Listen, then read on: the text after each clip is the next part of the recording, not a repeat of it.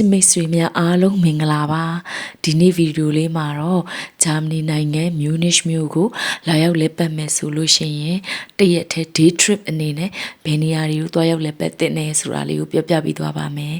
မြူနစ်မြို့လို့ပြောလိုက်တာနဲ့ဒါချစ်မိတ်ဆွေတွေအားလုံးသိပြီးသားဖြစ်မှာပါเนาะ Marian Plus ဆိုတဲ့ Marian Plus ဟိုပါပေါ့မြို့လေခေါင်နေရပေါ့အဲ့ဒီမှာဆိုရင်သူရဲ့ဒီတာဝါကြီးပေါ့เนาะဒီ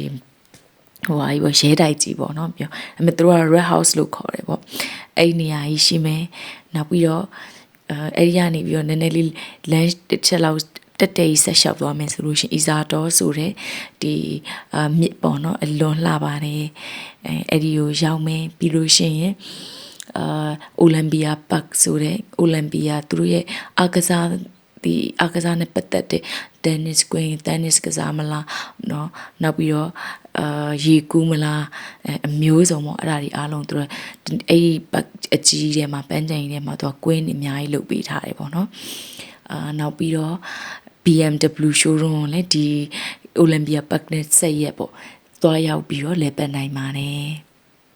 နောက်ပြီးတော့မိတ်ဆွေတို့ကသဘာဝအလားတွေကိုလည်းဒီပန်းပင်လေးတွေခန်းစားခြင်းသေးတယ်ဆိုလို့ရှိရင် English Garden ကိုလည်းတွားရောက်လက်ပတ်လို့ရပါတယ်အဲ့ဒါဆိုရင်ဒီ Marian Plus ကနေတောက်လျှောက်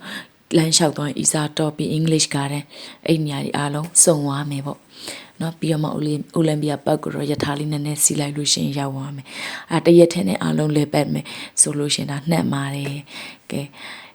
ကိုသွားမယ်ဆိုလို့ရှိရင်เนาะဒီနေရာတွေသွားမယ်ဆိုရင်ဓပုံဆရာကောင်းကောင်းလေးဒါခေါ်သွားလိုက်ပါကိုရီလို့ဓပုံဆရာကောင်းရင်ကောင်းလို့လူပုံလှလှလေးထွက်လာမှာပါရှင်အားလုံးကြည့်ရှုပေးလို့ကျေးဇူးအများကြီးတင်ပါတယ်ဘိုင်ဘိုင်